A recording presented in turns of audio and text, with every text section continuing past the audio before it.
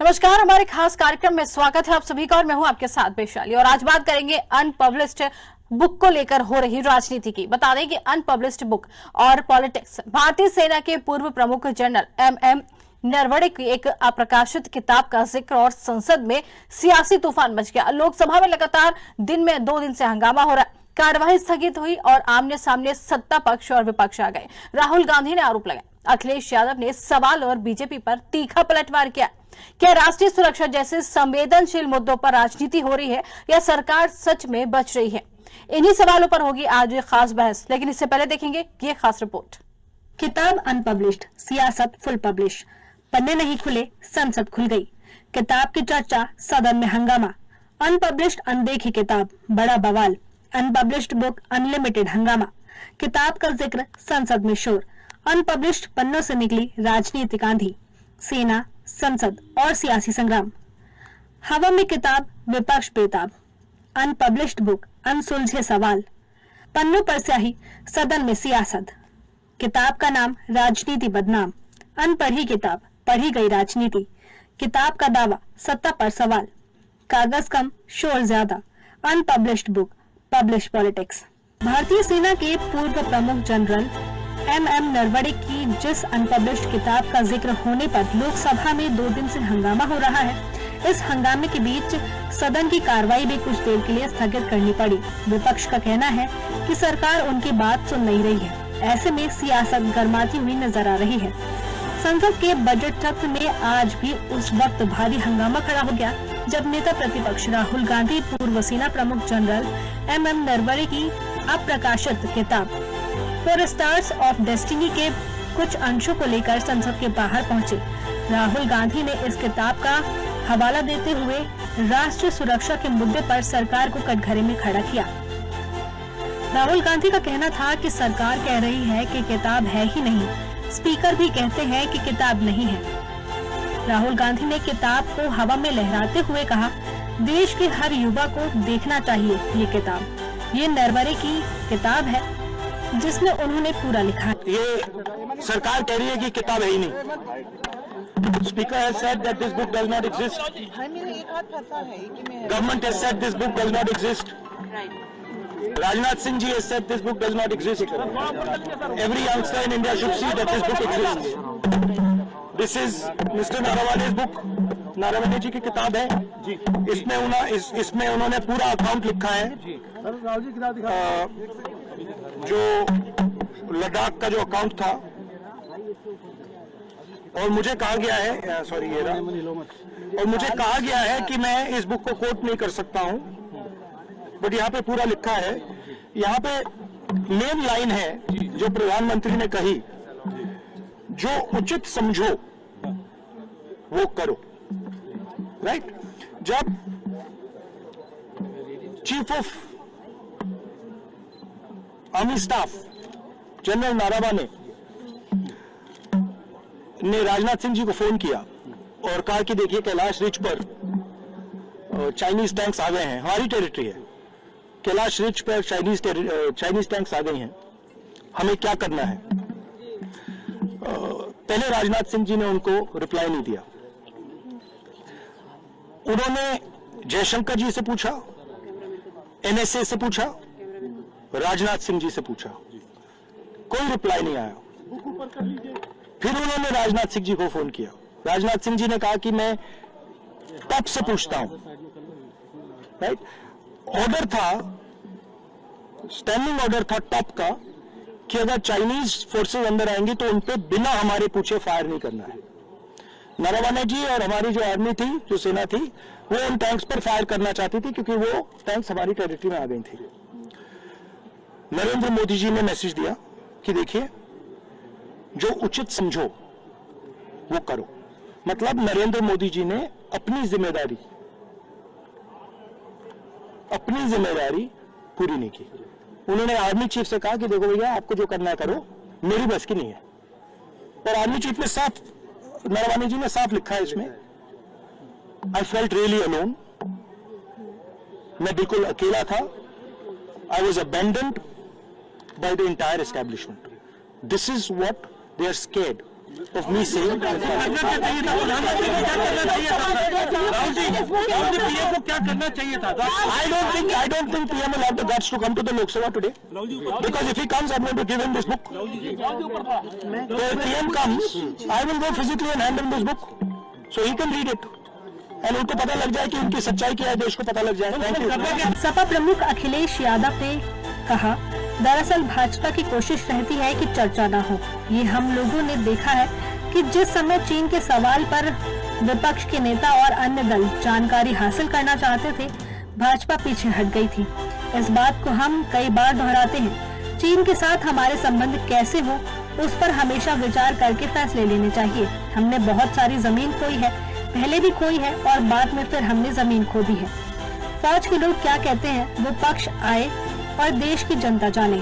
BJP की कोशिश रहती है कि चर्चा ना हो, और ये हम लोगों ने अभी देखा ही है कि जिस समय चीन के सवाल पर लीडर ऑपोजिशन और अन्य दल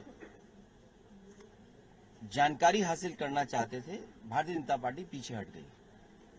और इस बात को हम कई बार दोहराते हैं, चीन के साथ हमारे कैसे संबंध हों, उस पर हम लोगों को हमेशा विचार कर करके फैसले लेने चाहिए। नेशनल सिक्योरिटी, बॉर्डर सिक्योरिटी और खासकर चीन के साथ हमारे रिश्ते अच्छे और बुरे वक्त वक्त पे रहे हैं। बहुत सारी जमीन हमने खोई है, पहले भी जमीन खोई है, बाद में फिर जमीन खो दी हम लोगों ने। फौज के लोग क्या कहते हैं, कम से कम वो पक्ष आए और देश की जनता जाने।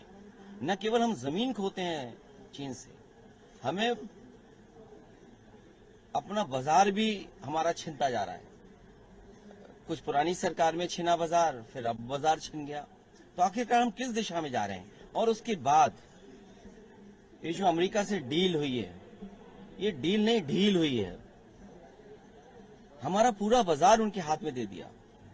सरहद की बात करें, अब तो किचन के रास्ते हमारी थाली तक, नवाला जो है हमारे रोटी के टुकड़े तक बात पहुंच गई है।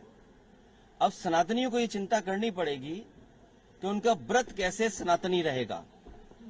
मान लीजिए डेयरी प्रोडक्ट्स वहां से आ गए, तो हमारे सनातनी लोग व्रत कैसे रखेंगे, हम सब भारतवासी व्रत कैसे रखेंगे? बड़ा चिंता का विषय है। और फिर सीधा सीधा हमला है। जो भारतीय जनता पार्टी के संगी साथी समय समय पे स्वदेशी का नारा देते थे, आखिरकार वो लोग कहाँ हैं? वही जो बिल्डिंगें बड़ी बड़ी बनी है, कहीं उसके अंदर अंग्रेजी चश्मा लगाकर तो नहीं बैठे हुए हैं। और ये बात तो साबित हो गई है, जिस तरह की डील हुई है, न जाने क्या क्या उसमें फैसले होंगे। देश तो जानना चाहता है। विपक्ष के नेता राहुल गांधी पर भाजपा सांसद अरुण गोविल ने कहा, उनके व्यवहार की जितनी निंदा की जाए कम है। इस तरह का व्यवहार अगर एक सांसद करे तो बहुत शर्मनाक है। ये इसकी जितनी भी जो उन्होंने व्यवहार किया है, इसकी जितनी भी निंदा की जाए उतनी कम है। इस तरह का व्यवहार जो है वो एक नॉर्मल आदमी को तो छोड़िए, मतलब एमपी अगर मेंबर पार्लियामेंट इस तरह का बिहेव कर रहे हैं, बहुत शर्मनाक बात है उनके लिए। जाएगा। फिलहाल बहस जारी है और नजरें संसद की अगली कार्रवाई पर टिकी है। इसी के साथ हमें दीजिए इजाजत। नमस्कार। तो बता दें कि भारतीय सेना के पूर्व प्रमुख जनरल एम नरवणे की जिस अनपब्लिश्ड किताब का जिक्र होने पर लोकसभा में 2 दिन से हंगामा हो रहा है, और इस हंगामे के बीच सदन की कार्यवाही भी कुछ देर के लिए स्थगित करनी पड़ी थी। और अभी क्या कुछ राहुल गांधी ने कहा, ये भी हमने आपको सुनवाया। लेकिन आज इस पर हम चर्चा करेंगे और हमारे साथ मेहमान जो जुड़े हैं, पहले उनसे आपका परिचय करवाते हैं। आशीष तिवारी जी जुड़ गए हैं बीजेपी से, साथ ही शैलेंद्र यादव सपा प्रवक्ता हमारे साथ जुड़ गए, दीपचंद राठौर कांग्रेस से प्रवक्ता जुड़ गए हैं, और डॉक्टर आलोक सोती राजनीतिक विश्लेषज्ञ हमारे साथ जुड़ गए। और आज डिबेट की शुरुआत जो है डॉक्टर आलोक सोती जी के साथ करना चाहूंगी, ना कि कांग्रेस, बसपा और बीजेपी के साथ। आज डॉक्टर आलोक सोती जी के साथ ये शुरुआत की जाएगी। क्या लगता है आपको सोती जी की, क्या किसी अप्रकाशित पुस्तक का उल्लेख लोकसभा, राज्यसभा या फिर विधानसभा में किया जा सकता है, जो 2 दिन से हम देख रहे हैं?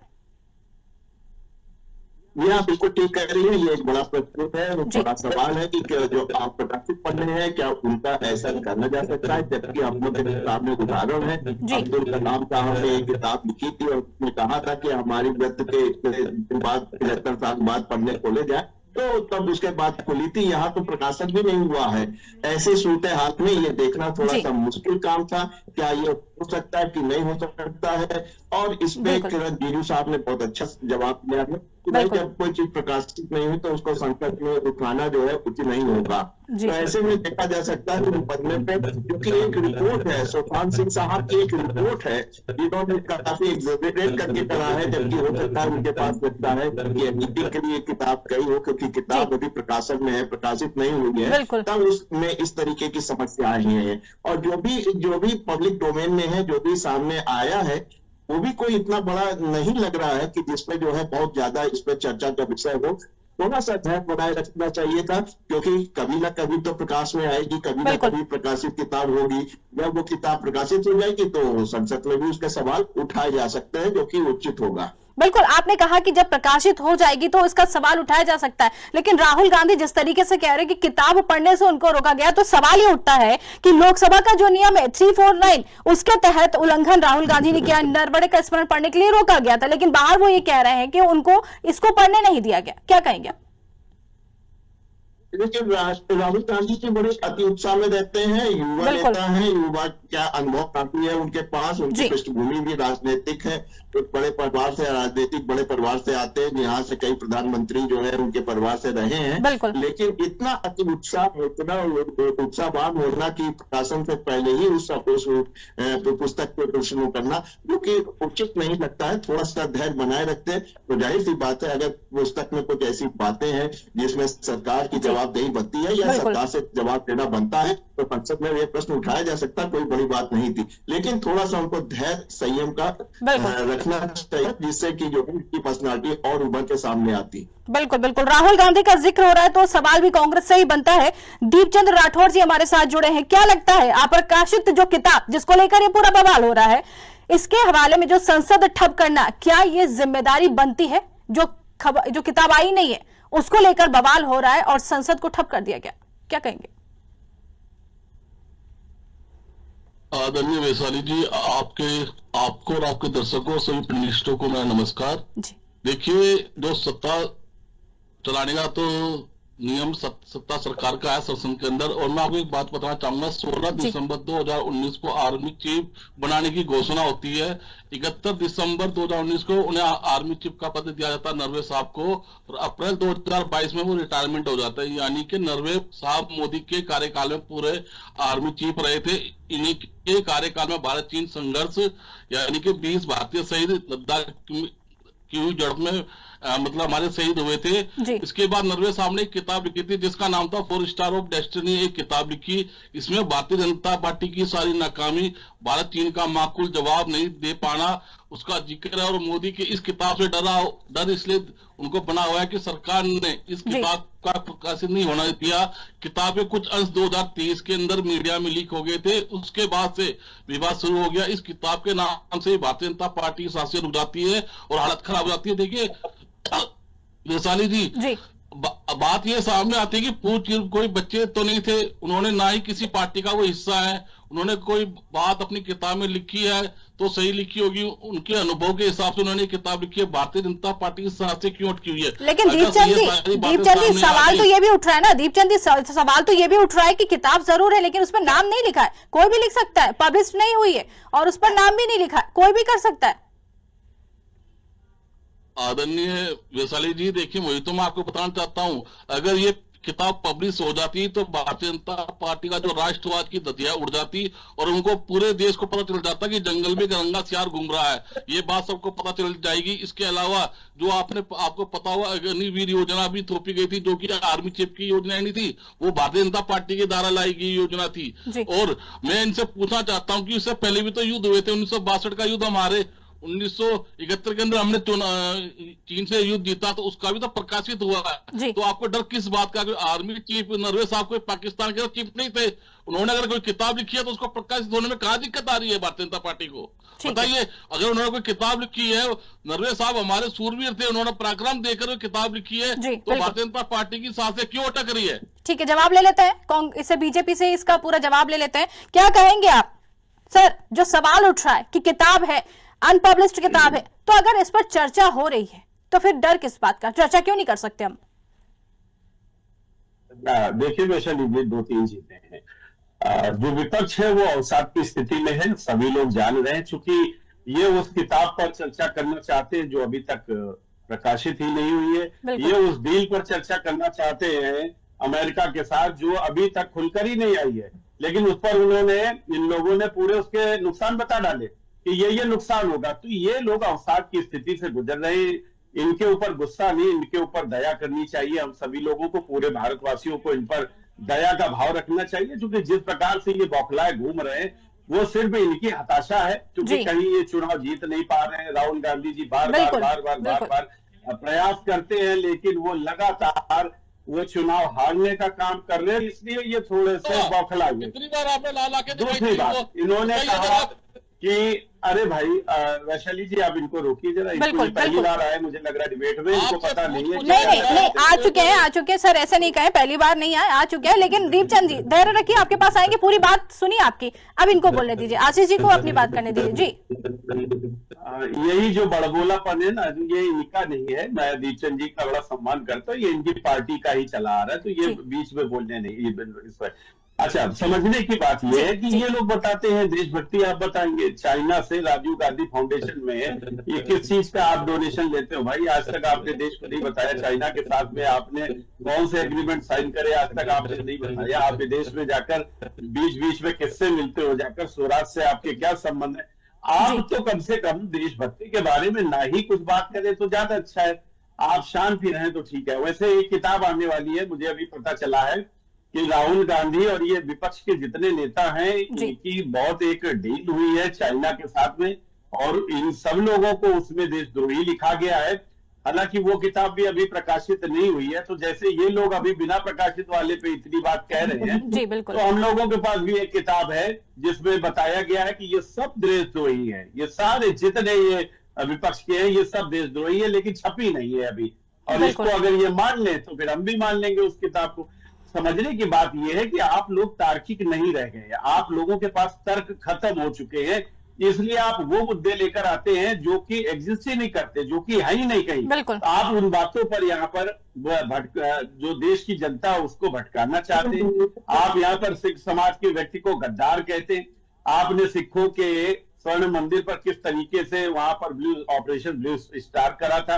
आपने जब एक पेड़ गिरता है तो हिलती है जमीन, और किस तरीके से सिखों का नरसंहार करा। आप लोग कम से कम वो बातें मत करा करिए। आपके जो इतिहास है उसमें आपके हाथ खून से रंगे हुए हैं, और आपने हारा है। आपने पाकिस्तान उससे चाइना से युद्ध हारा था, और युद्ध क्यों हारा था? क्योंकि हमारी सेना को आपने पहनने के लिए जूते भी नहीं दिए थे, खाने के लिए खाना नहीं दिया था। 3 दिन तक हमारी सेना बिना खाए पिए वहां पर लड़ रही। तो आप लोग ना बात करो, आप अगर बात करोगे तो उसमें बुरा फंसोगे। आप लोग जो कर रहे हो वो चोल गद्दी चोल वो चोल, आप ऐसे ही बस 2-4 नारे लेके और बस सदन के बाहर आप वहां पर बैठ जाया करो द्वार पे, बस इतने ही काम करो, बाकी आपसे कुछ देश का होना है। ठीक है, बिल्कुल बिल्कुल, आपने अपनी बात पूरी की। शैलेंद्र जी हमारे साथ जुड़े हैं। शैलेंद्र जी, अवसाद जो होता है उसमें है विपक्ष, तर्क नहीं है, मुद्दा विहीन बातें करते हैं, क्या कहेंगे आप? तमाम आरोप लगे, हमने नहीं कहा, बीजेपी की तरफ से। देखिए, जो पूर्व जनरल प्रमुख MM नरवणे जी है जी, वो कोई आम आदमी नहीं है, वो कोई साधारण व्यक्ति नहीं है जो उनकी बात पे, जो उन्होंने कहा उनकी बात पे चर्चा न की जाए, उनकी बात को गंभीरता से नहीं चले। वो कोई बंधुआ मजदूर नहीं है, वो इस देश के पूर्व जनरल प्रमुख रहे हैं। उन्होंने 31 अगस्त 2020 की घटना जो बताई, किस तरीके से चीनी टैंक भारतीय सीमा में घुस रहे थे, उन्होंने 8:30 बजे करीब देश के रक्षा मंत्री NSA अजीत डोभाल, CJ बिपिन रावत को फोन लगाया, और 2 घंटे तक कोई दिल्ली से जवाब नहीं आया। उसके बाद 10:30 बजे उनके पास फोन आता है, और रक्षा मंत्री कहते हैं कि देश के प्रधानमंत्री कह रहे हैं कि आपको जैसा उचित लगे वैसा करें, क्योंकि वे अपने ऊपर कोई जिम्मेदारी नहीं ले रहे। नहीं, ये नहीं कह सकते सर, उनको ये नहीं कह सकते। देखिए, यहाँ हम आपको रोकना चाहेंगे, ये नहीं कह सकते कि उनको भरोसा नहीं था। उनको जो जवान है उनके ऊपर भरोसा था। उन्होंने कहा था कि फ्री हैंड है, जो करना है करिए, ये कहा था उन्होंने, ये नहीं कहा था गलत। देखिए, जब राजनाथ सिंह ने कहा कि प्रधानमंत्री ने आपसे कहा आप जैसा उचित समझे वैसा करें, अगर वो गोली चलवा देते, अगर वो गोली तत्काल चलवा देते, तो पूरा जिम्मेदारी किसकी होती? तो लोग कहते पूर्व जिला प्रमुख की जिम्मेदारी। अगर उनमें जो भी घटना रही हो, देश की सेना है वो देश के हित के बारे में सोचेगी, बिल्कुल, तो उसको इस तरीके से भारतीय जनता पार्टी के लोग मजाक के रूप में क्यों कर रहे हैं भाई? अगर उन्होंने कोई किताब लिखने के लिए सोचा तो रक्षा मंत्रालय 2 वर्षों से क्या कर रहा है? उनकी किताब को क्यों प्रकाशित? तो सर सवाल तो ये उठ रहा है कि वो पब्लिश्ड नहीं हुई है ना, पब्लिश्ड हुई ही नहीं है वो किताब। अनपब्लिश्ड किताब को लेकर राहुल गांधी पहुंच गए, बात कर रहे हैं उस पर, ये बात उस पर हो रही है। ये तो सीधा सीधा ये कह सकते हैं 349 का उल्लंघन किया जा रहा है। जो सेना प्रमुख ने बातें कही हैं जी, उन बातों को गंभीरता से लेना चाहिए। दूसरी बात, अभी आशीष तिवारी जी जो भारतीय जनता पार्टी के नेता हैं जी, अभी क्या कह रहे थे कि विपक्ष के नेता गद्दार हैं। अरे विपक्ष के नेता गद्दार नहीं है, आपके लोग गद्दार हैं जिन्होंने देश की आजादी में अंग्रेजों की मुखबरी की थी। जो आज जो आरएसएस है जी, जो भारतीय जनता पार्टी, ठीक है, चलिए बीजेपी की तरफ से उंगली उठी है, कुछ कहना चाह रहे, जवाब मौजूद है, जवाब मौजूद है, मिल रहा है जवाब। एक नाम बता दीजिए। ठीक है सर, ये आप नाम पूछ रहे हैं, एक नाम पूछ लेते हैं। आशीष जी उंगली उठा रहे, जरूर जवाब है जी। आशीष जी, जिन्होंने देश की आजादी में वैसे देखिए मैंने आपसे बताया ना जी कि जो विपक्ष है वो अवसाद की स्थिति में है, उनके प्रवक्ता की भी अवसाद की स्थिति यहाँ पर देखने को मिल रही है जी। ये एक अप्रकाशित पुस्तक के बारे में कह रहे हैं कि नहीं, नरवणे जी इतने बड़े आदमी, उन्होंने कह दिया। अरे भाई, हामिद अंसारी भी यहाँ के उप मुख्यमंत्री, वो उप राष्ट्रपति रहे हैं। उन्होंने जैसे ही वो अपने पद से जाते हैं उसके बाद तुरंत बता देते हैं कि मुसलमानों की हालत क्या है इस देश में। तो उनकी भी बात हमको माननी चाहिए ना। आप इस बात से किसी बात को कैसे लगा सकते हैं कि नहीं किसी व्यक्ति ने कह दिया? उनकी बातों का क्या कोई मतलब वहां पर नहीं होगा। उन्होंने अभी बताया कि जो आक्रमणकारी आए थे, ठीक है शैलेंद्र जी, आ रहे हैं आपके पास, आ रहे हैं वापस आ रहे हैं आपके पास शैलेंद्र जी। उन्होंने कहा कि जो आक्रमणकारी आए थे वो भारतीय थे। तो मतलब अगर कोई भी व्यक्ति किसी बड़े पद पर रहा है तो हम उस पर आंख बंद करके उसकी बात को क्या बिना फैक्ट चेक करे हम उसको मान लेंगे जी। और 2 साल से अगर उनकी किताब नहीं छप पाई है या उनको नहीं क्लियरेंस मिला है तो वो अभी तक अदालत का रास्ता उन्होंने क्यों नहीं वो गए? वो चले जाते, वो वहां पर बताते कि हमारी ये किताब वो क्यों नहीं। इन सब बातों के आप लोगों के पास कोई जवाब नहीं मिलेंगे। आप इधर उधर की बातें करते रहेंगे और यही आप लोगों की समस्या है और इसी चीज से देश की जनता जो है वो परेशान हो चुकी है, क्योंकि आप लोग मुद्दों पे नहीं बात करते हो, आप इधर उधर भागने का काम करते हो। आप मुद्दे पर रहिए ना। ठीक है, इसका जवाब लेंगे, बिल्कुल कांग्रेस से भी जवाब लेंगे, वापस आपके पास आएंगे। लेकिन आलोक जी की तरफ रुक करना चाहेंगे क्योंकि वो जो है सवाल का इंतजार कर रहे हैं। क्या कहेंगे आप, क्या ये विवाद राष्ट्रीय सुरक्षा जिसको कह सकते हैं उससे ज्यादा राजनीतिक नैरेटिव की लड़ाई हो गया है? क्या लगता है आपको? जी हाँ, देखिए ये एक जटिल राजनीतिक प्रश्न बनाने की कोशिश कर रहे हैं, जबकि राष्ट्रीय सुरक्षा का है।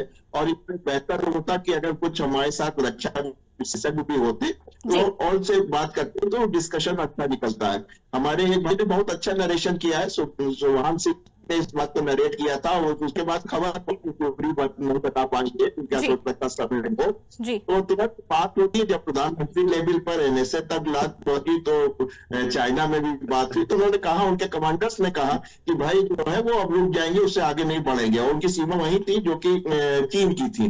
और ये जो रंजना की बात कर रहे हैं कि कैश रेंज के अंदर आता है और इंडियन आर्मी बहुत अच्छी पोजीशन पे थी, अच्छी पोजीशन एक्वायर कर ली थी, इनके पास नहीं थी। लेकिन जो रंजना की जो बात कल घटना चल रहा है वहां पे ये टैंक तक ले जा चुके थे, टैंक कमांडर भी वहां पे बैठा हुआ था। और नॉर्दर्न कमांड का जो था मलिक साहब से शायद मैं नाम भूल रहा हूँ, उन्होंने पूरी बात को वार्ता को आगे बढ़ाया था। नरवणे साहब उस समय उनके पास पहुंचा था।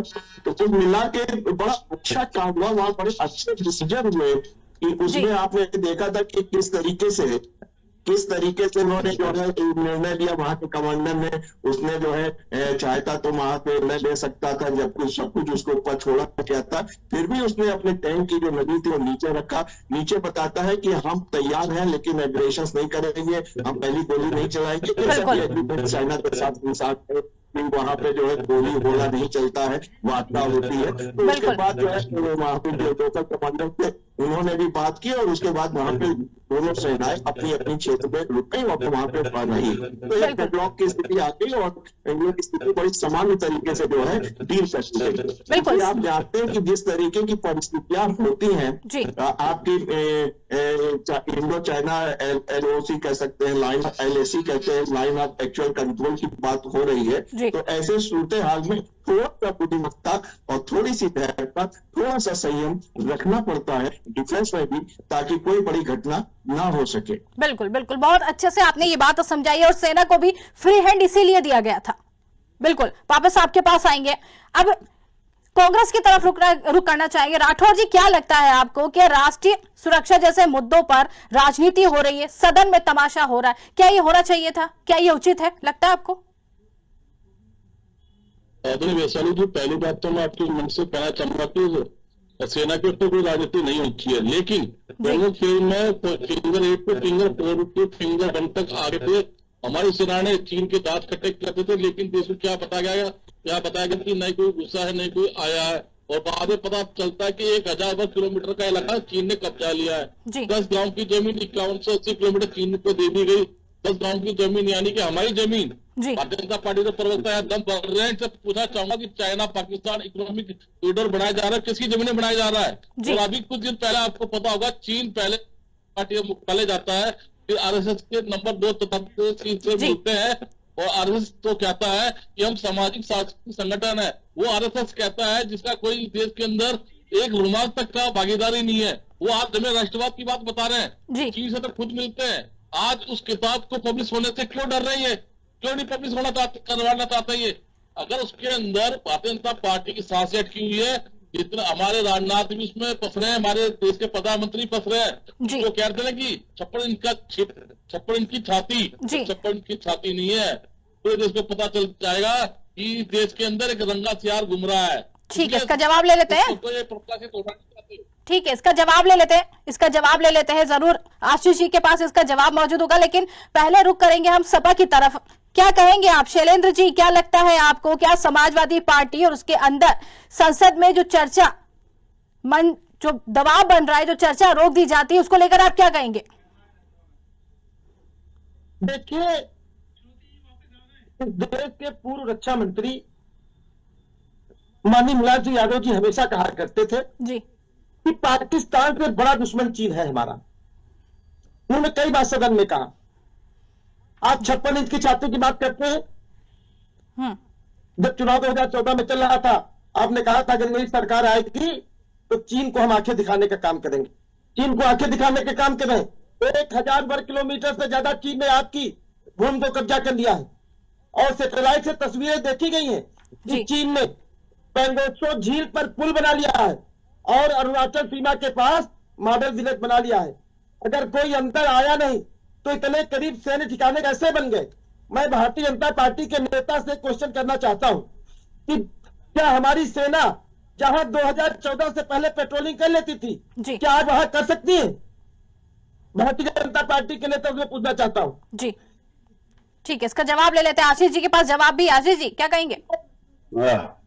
देखिए, 2 बातें हैं। पहले तो मैं रंगे सीआर के बारे में बता दूं, जो कांग्रेस के बता रहे हैं, तो राहुल गांधी रंगे सीआर है और ये कह रहे हैं, ये देशभक्ति की बातें करते मुझे बार बार बड़ी हंसी आती है, क्योंकि यही राहुल गांधी है जिन्होंने कहा था कि बॉर्डर पर भारतीय सैनिक चीनी सैनिकों के द्वारा पीट दिए गए। ये इनके नेता का बयान है और ये देशभक्ति के बारे में बताते, तो ये ना बोले, मैं बार बार इनसे कह रहा हूँ क्योंकि आपके पास कहने के लिए कुछ है नहीं। अरे भाई, आप फिर बीच में बोलने लगे। जमीन पे कब्जा कैसे हो गया चीन का, ये बताइए ना आप राहुल गांधी। आप कौन से, आप सेना में छोड़िए, आप सेना में पुंग की जमीन। हाँ, मैं बता रहा। ठीक है, सुन लीजिए, बता रहे राठौर साहब बता रहे। ठीक है, राठौर जी बता रहे, सुन तो लीजिए सर, सुन तो लीजिए जी। हाँ सुनिए, दीपचंद जी और हमारे जो अरे भाई शांत रहिए, दीपचंद जी और अरे भाई दीपचंद जी सुन तो लीजिए। जवाब आपने मांगा था, जवाब मिल रहा है, अब आप जवाब तो सुनिए जी। आशीष जी। दीपचंद जी, सेना पे कौन से पोस्ट पे हो आप? कौन, आपको कहाँ पता? किसी भी सेना के ऑफिसर ने ये बात बताई है क्या, जो आप यहाँ पर टीवी पे बैठ के बता रहे हो? नरवणे जी ने भी ये नहीं लिखा है अपनी किताब में कहीं कि हमारी इतनी वो जमीन ले ली, लेकिन आपके पास बड़े आंकड़े देते, कहाँ से ये आंकड़े लाते हो भाई? अरे आपके पास आंकड़े आने आपके देश में रहते नहीं हो, ये आपकी सेना के, सुनिए मेरी बात, ये फर्जी बातें, ये फर्जी बातें देश में फैलाना बंद कर दो आप लोग। ये देश बताइए ना, देश के किस सेना के शांत करिए, वैशाली जी शांत करिए, देखिए जी दीपचंद जी रुक जाइए, बात करते हैं तिवारी जी वैशाली जी मैं के साथ बात कर रहा हूँ। देखिए एक एक करके बोलेंगे तो समझ आएगी ना बात सर। तीनों से आग्रह है, एक एक करके बोलेंगे तो समझ पाएंगे ना हम। अरे दीपचंद जी देखिए सवाल आपने उठाया तो जवाब तो मिल रहा है ना, सुनिए सवाल आपने उठाया, जवाब मांग रहे हैं तो जवाब दे रहे हैं ना, जवाब सुनिए, उसके बाद सपा की तरफ भी जाएंगे, वो भी कुछ कहना चाह रहे हैं। बिना उल्टी बातें कर रहे सर आप सुनेंगे तो जवाब बिल्कुल आपको मौका मिलेगा, सुनिए तो सही जी। आशीष जी मैं कह रहा हूं कि हमारे समाजवादी पार्टी के प्रवक्ता हों चाहे कांग्रेस के हों जी, ये दोनों सेना की किस्मत पर है भाई। और ये इतनी ऑथेंटिक बात, ये जानकारी कहां से ला, चूंकि सेना का कोई स्टेटमेंट अभी तक तो नहीं आया, बिल्कुल नहीं आया, मेरी जानकारी में नहीं, अगर किसी ने दिया हो तो मुझे बता दो। बिल्कुल तो ये फर्जी बातें आप लोग यहाँ पर बैठकर टेलीविजन पे, आपको शर्म भी नहीं आती है या झूठ पे झूठ बोलते चले जाते हो। अरे तथ्यात्मक बात करोगे कि फर्जी बोलने का मेरे को ठेका उठा रखा है ठीक, ये आपके नेता और आप सब पूरी पार्टी झूठ बोलोगे? किस अधिकारी ने अभी तक ये कह दिया कि हमारी 1 इंच भी जमीन चाइना ने ली है? आप बताइए मुझे उसका नाम। ये आपका हम यहाँ पर स्टेटमेंट मानेंगे कि भारतीय सेना का स्टेटमेंट मानेंगे, कि भारतीय सरकार का मानेंगे, कि रक्षा मंत्रालय का मानेंगे, कि आपका मानेंगे? अच्छी बातें करने के लिए चैनल पे आप बताइए। ठीक है आशीष जी, शैलेंद्र जी कुछ कह रहे हैं, शैलेंद्र जी कुछ कह रहे हैं, आप बताइए शैलेंद्र जी क्या कह रहे हैं? देखिए भारतीय जनता पार्टी के जो नेता है, हमें इनसे सीखने की जरूरत नहीं है, ना ये देशभक्ति का हमको साबित कर देंगे। हमारे पुरखों का बलिदान इस देश की आजादी में रहा है। इनकी जो भारतीय जनता पार्टी की जर्नी आरएसएस है, आरएसएस के मुख्यालय पे आजादी के बाद से 60 साल तक इन्होंने राष्ट्रीय ध्वज नहीं फैलाया, और इनके किसी भी आरएसएस के नेता ने देश की आजादी में कोई बलिदान नहीं दिया। ये हमें क्या देशभक्ति का आप देश के गद्दार हैं, आप लोग झूठे लोग हैं, आप लोग देश को गुमराह करना चाहते हैं भाई। ठीक है ज्ञान क्यों देते हैं आप? बताइए एक नेता यूनिवर्सिटी, यहाँ पर जब आपके पास बात करने के लिए तथ्य नहीं है तो आप रटी रटाई कैसेट जो है ठीक है, चलिए गद्दार बोला। आप कौन से पद पर है? सेना में कौन से पद पर है आप भाई? आप इतनी बड़ी बात क्या बोल रहे हैं? कौन पद पर है आप बताइए? बताइए, मैंने तो किसी अधिकारी को बयान तक नहीं सुना था। तो फिर आप बताइए, आपसे किसने कहा ये बात? आप कैसे विपक्ष के नेता बोल सकते हैं? आप किताब जो अभी छप रही है उससे मैं कह रहा हूँ। ठीक है, चलिए ठीक है, आप दोनों के पास वापस आएंगे, ठीक है दोनों के पास वापस आएंगे, किताब का हवाला दे रहा हूँ। चलिए ठीक है, आप दोनों के पास बिल्कुल बिना छपी किताब। सवाल तो यही है कि किताब छपी नहीं है, सवाल ये बिल्कुल सही कह रहे हैं कि किताब छपी नहीं है जिसपे बहस हो रही है। छप जाती तो जरूर इस मुद्दे को उठाते, लेकिन छपी ही नहीं है किताब, उसको लेकर राहुल गांधी पहुंचे ही नहीं दिया। चलिए ठीक है, वापस आते हैं। ठीक है, वरिष्ठ पत्रकार की तरफ रुक करना चाहेंगे। क्या लगता है सर आपको, सोती जी क्या लगता है, क्या विपक्ष इस मुद्दे को चुनावी एजेंडा नहीं बना रही है जिस तरीके से पूरा मामला चल रहा है? नहीं, हमको लग रहा है विपक्ष जो है उल्टी हवा में अपनी पतंग उड़ा रहा है, जो कि उचित नहीं होता है। कि ऐसा कोई बड़ा प्रसंग नहीं था कि इसको एक बहुत बड़ा राजनीतिक इशू बताया जाए, उनसे भी ये अभी पुस्तक प्रकाशित नहीं हुई, प्रकाशित होने के बाद केवल आप इस बात पे मुद्दा बना रहे हैं कि जो आपको सेना रक्षा मंत्री ने बोला कि जो उचित हो, क्योंकि जाहिर सी बात है फील्ड में जो सेना के प्रमुख होंगे, जो कमांडर्स होंगे, वही डिसीजन लेंगे। यहाँ से तो कहा नहीं जाएगा, शासन या प्रशासन से तो छोड़ा नहीं जाता है। जो रक्षा की बातें हैं तो वो रक्षा कमांडर ही उचित समझते हैं, और जो उन्होंने उस समय समझा वहां के कमांडर्स ने, जो कि वहां पे जमीनी हकीकत में वहां पे उपलब्ध थे, उन्होंने वो निर्णय लिया। और कोई भी ऐसी घटना नहीं हुई जिससे कि हम कह सकते हैं कि वो देश के लिए कोई हानिकारक थी। तो इसलिए इस मुद्दे को बहुत ज्यादा तूल देना हमारी राजनीतिक समझ से जो है वो ठीक नहीं है। जो भी मेरा 60 साल का जीवन हमने किया है, जो चीजें देखी है हमने, 71 की लड़ाई में बहुत छोटा सा था, लेकिन ब्लैकआउट की खबरें आज भी हमको जो है हमको दिखाई देती हैं, समझ में आती हैं। तो ऐसी स्थिति में मुझको नहीं लगता कि ये कोई बहुत बड़ी घटना थी जिसको एक बड़ा राजनीतिक रूप दिया जाए। इससे बड़ी भी घटनाएं हैं, उनको अगर विपक्ष उठाता है, संसद उठाता है, तो वो ज्यादा मूल्यवान होगी विपक्ष के लिए। बिल्कुल सही कहना है कि जो चीज अभी आई ही नहीं है सामने, उसको लेकर जिस तरीके से सियासी बवाल बचा, वो कहीं ना कहीं नहीं मचना चाहिए था, सदन की कार्रवाई चलने देना थी। लेकिन अब यही कहेंगे कि इस मामले को हम और आगे बढ़ाते, फिलहाल चर्चा करते, लेकिन समय कम है तो ये रोकना पड़ेगी यही। सभी मेहमानों का बहुत बहुत धन्यवाद हमसे जुड़ने के लिए और ये बातचीत करने के लिए। तो बता दें कि साफ है कि एक अप्रकाशित किताब के हवाले से उठे सवालों ने संसद से सड़क तक सियासत को गर्म कर दिया। विपक्ष राष्ट्रीय सुरक्षा पर जवाब चाहता है तो वहीं सत्ता पक्ष की ओर से आरोपों को निराधार बताया जा रहा है। सवाल यही कि क्या सच सामने आएगा या फिर सियासी शोर का मुद्दा दब के रह जाएगा। फिलहाल बहस जारी है और नजरें संसद की अगली कार्यवाही पर टिकी है और हम भी अभी यही कहेंगे कि फिलहाल के लिए इतना ही। नमस्कार।